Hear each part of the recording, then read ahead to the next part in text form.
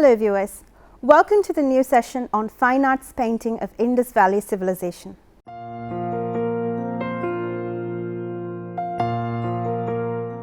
The plastic art of Indus civilization must have begun in the Paleolithic age and continued to that of Mohenjo-daro, Harappa, etc., which, according to widely accepted chronology, belong to a period not earlier than the second half of 3000 BC. The latest evidence suggests that civilization of Mohenjo-daro and Harappa lasted for about 800 years until the 17th century BC. Although the chief centers of this civilization were in the Indus Valley, indications suggest that it extended as far as north as the Punjab and northwest Pakistan and may have included all or part of Rajputana and the Ganges Valley.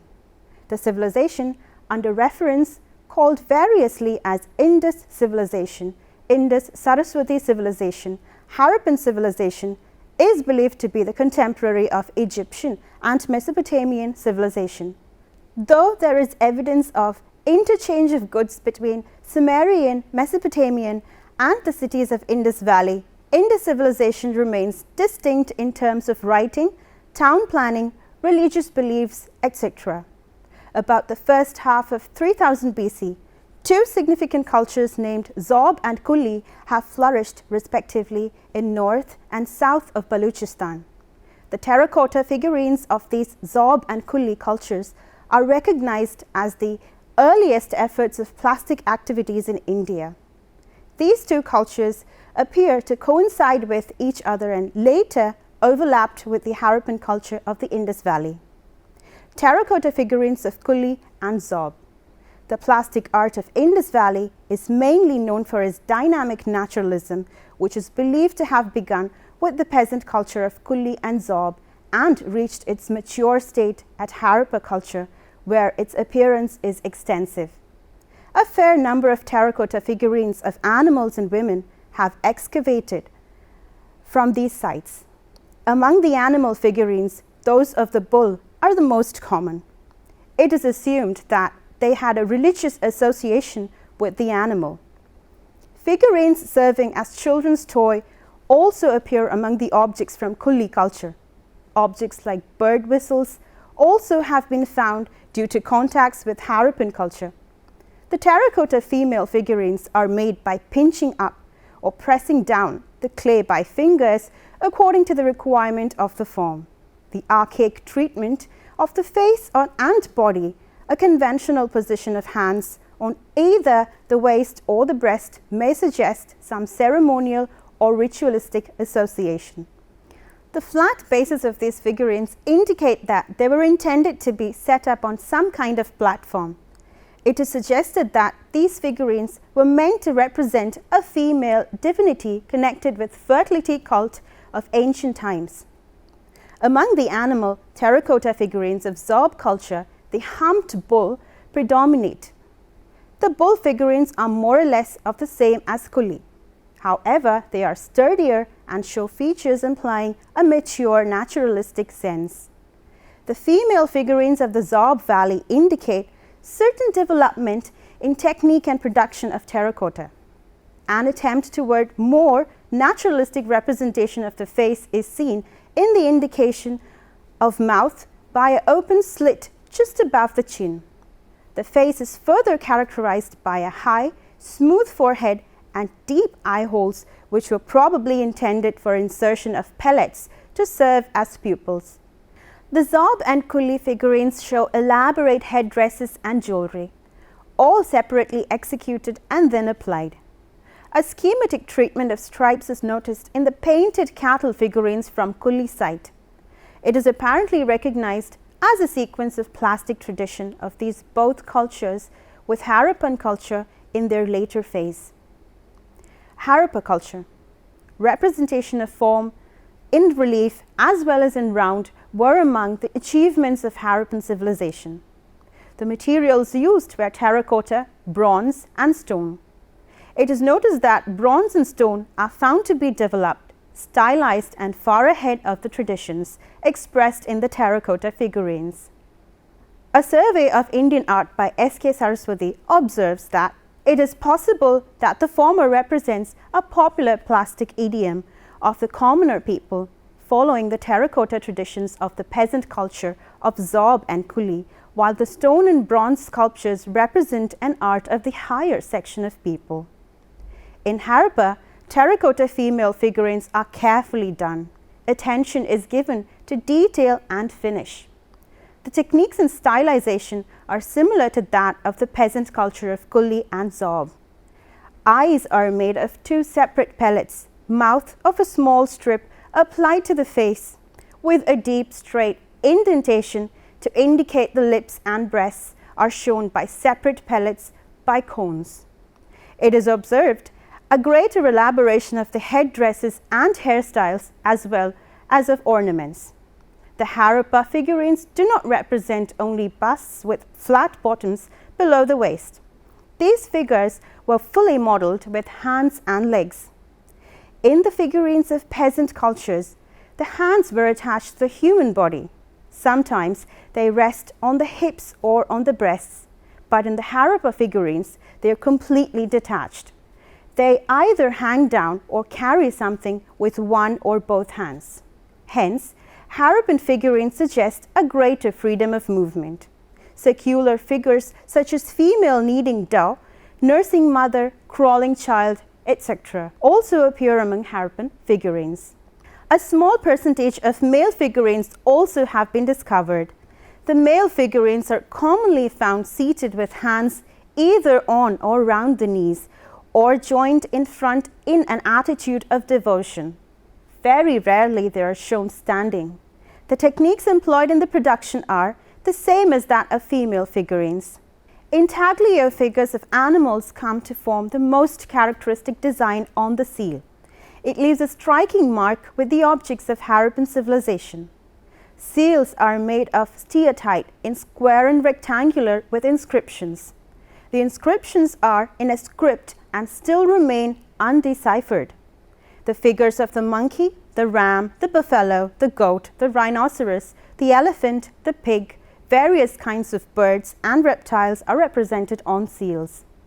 Among the animal figures, the bull predominates, and they are either the zebu or the Ursus ox, and some of them are represented with objects resembling altars before them. It can be related to the cult of bull as a fertility or lunar symbol in ancient Mesopotamia, and perhaps as a prototype of Shiva's attribute, the bull Nandi. From aesthetic point of view, these animal figures are the most satisfactory of all the finds. They carry a stillness, energy and dynamism within. Though the volume is not emphatic, it can be felt through the expression of the massiveness and weightness of the bull. And this quality of rendering the energy can be felt throughout the tradition of Indian sculpture at later stage. Real or imaginary animal and human figures also can be found in majority of seals. Mostly animals are shown in profile. Sometimes the artist has shown masterly grasp of the animal from along with its vigor and dynamism. According to Stella Kramish, they carry a strain which does not result in movement, but may keep the figures spellbound with pent-up energy. In one of the seals, we find a horned deity seated in yoga posture who is probably to be recognized as a prototype of Hindu god Shiva. The trident above his head can be suggestive of Trishula. The suggestion of this central figure surrounded by a number of wild beasts could be a representation of Shiva as a lord of wild beasts. In this seal, we have the earliest recognizable representation of a divinity in human form in Indian art. Also, some seals with representation of horned female figures in trees can be suggestive of Yakshi, the fertility and tree spirit of Buddhist art in later stage. Apart from these, the linear stylization of the trees and a particular mode of rendering of leaves in some seals have striking similarities in later Indian art. Various types of delightful toys such as carts and chariots also can be seen among terracotta objects. Apart from terracotta sculptures, the Harappa civilization has some remarkable sculptures in stone and bronze. One of the two Harappan statuettes represents a well-known piece of sculpture, the male torso in red stone. The figure is shown completely nude. The head and hands are missing and the legs from the thighs broken away. Frontal in representation, the execution filled with simple naturalism, refined and truthful, particularly in the modeling of fleshy part. The treatment of the back with its subtle curves and sensitive rendering of the volume is impressive. The vivacity of modeling is clearly visible in every feature and also through the entire figure, where all parts seem to be organically and dynamically related to one another. At the same time, there is suggestion of an inner tension recognized by some scholars as a device to reveal the existence of the vital breath within. S.K. Saraswati says that such qualities make up the basic form of Indian sculpture, and in the statuette, one recognizes the Indian sculpture's amazing skill in producing not only a sense of plastic volume, but also in representing the soft quality of flesh. The other Harappa statue represents a dancing figure and is executed in dark grey slate. The figure now is merely a fragment. The head, hand and legs are missing. The surviving portion suggests one of a rhythmic, graceful dance. The modeling is supple, together with the sensitive rendering of the volumes and three-dimensional treatments, give the figure with dynamic naturalism. Among the statues of Mohenjo-daro, copper figure of a dancing girl is unique. The legs are bent with left leg slightly set forward. The hair is tucked at the back in a heavy plait which rests on the right shoulder. There are coils of bangles adorn the left arm from below the armpit down to the wrist. The treatment of back and the hips, the buttocks and legs is noticeable for naturalism in modeling and movement. Another remarkable white limestone figure represents the head and bust of a male draped in an elaborate shawl-like garment passing round the left shoulder. The figure is considered as a portrait of priest. The mode of wearing the drapery is noticed in later Indian art, particularly in Buddha images of Kushana date and occasionally thereafter. In the downward glance of the eyes of this figure, some scholars recognize an attitude of concentration in yoga. The general rigidity of the figure and aspects such as wearing of beard with shaven upper lip shows resemblance to Sumerian heads, and details such as trefoil design on the costume as well as the mode of hair dressing may be matched with Sumerian sculpture. Benjamin Rowland observes that the Indian variants of Sumerian cult statues and their presence in the Indus Valley reveals that at least some relation, perhaps religious as well as stylistic, existed between civilization of Indus Valley and Mesopotamia. Architecture of Indus Valley. The two largest cities of Indus Valley, Harappa on the left bank of the river Ravi in Punjab and Mohenjo-daro on the right bank of the river Indus in Sindh, are among the two major architectural sites. The architectural remains were of mainly utilitarian character, with a uniform sameness of plan and construction. The building consisted of houses, markets, storerooms and offices. Many of these structures consisted of a brick ground story with one or more additional floors in wood. Public buildings on the citadel would appear different from others only in size. Everything about the construction of the ancient city of Mohenjo-daro shows a total lack of architectural ornamentation. The site was systematically laid out on a regular plan. It was built in such a way that the principal streets ran north and south in order to take full advantage of the prevailing winds. The bricks of the Mohenjo-daro and Harappa are fire-baked, unlike that of Mesopotamia.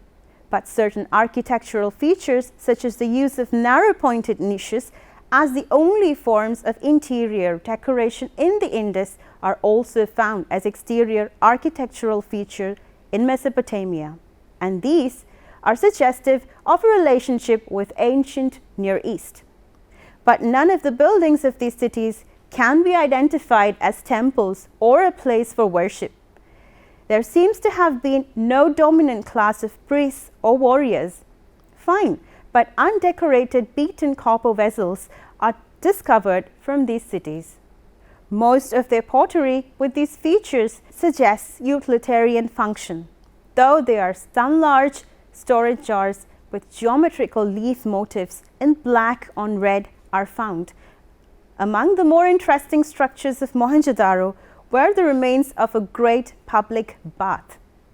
This establishment, together with the smaller baths attached to almost every private dwelling, may have been intended for rituals such performed on the tanks of modern Hindu temples. The regularity of the city plan of Mohenjo-daro and the dimensions of the individual houses are far superior to the arrangements of later Indian cities. There were no fortification, assumed that there was no need for them. In comparison with secular architecture, in Mesopotamia, there is the development of drains in houses and streets. Public services included piped fresh water and drains to draw of household waste, as well as rain and flood water. Benjamin Rolland explains, on the basis of these innovations in civic architecture, we are led to the conclusion that the centers of civilization along the Indus in the 3000 BC were vastly rich commercial cities in which the surplus wealth was invested for the public good in the way of municipal improvement and not assigned to the erection of huge and expensive monuments dedicated to the royal cult. Now let's summarize the whole session. Indus Valley civilization shows a sense of dynamic naturalism in its sculptures and seals and a highly developed architectural sense in its urban planning. Many sculptures can be recognized as remote manifestations of the divinities of Indian art in the later stage. The relief and molded figures of this time remain distinct and far ahead of the terracotta figurines of peasant cultures of that time. Numerous terracotta figurines, steatite seals, bronze and stone sculptures provide excellent examples in which one can recognize the Indian sculptor's amazing skill in producing the soft qualities of life and flesh, more than merely representing a sense of three-dimensionality. Now, here are a few assignments for you to work out. Give appropriate examples to show the trade relationships between Indus Valley and other civilizations. Describe the representation of bull in Indus seals and its significance. Describe the sculptures from Harappa and Mohenjo-daro. Now, here are a few books for you to refer. Art and Architecture by Benjamin Rolland, Puffin Publications, 1971. A Survey of Indian Sculpture by S.K. Saraswati, Munshi Ram Manohar Lal Publishers Private Limited, 1975. Indian Sculpture by Stella Kramish, Motilal Banarsi Das, 1981. A History of Indian Sculpture and Architecture by Samuel Huntington. The Art of India by Shiv Ramamurthy, Harry N. Abrahams, New York Publications, 1977. Mohenjo-daro and the Indus Civilization by Sir John H. Marshall, London, 1931. Indian and Indonesian Art by Anand K. Kumaraswamy, 1985. Indian Art and Architecture by Rourke Craver. Thank you for watching this session. We will discuss another topic in the next session. Till then, bye.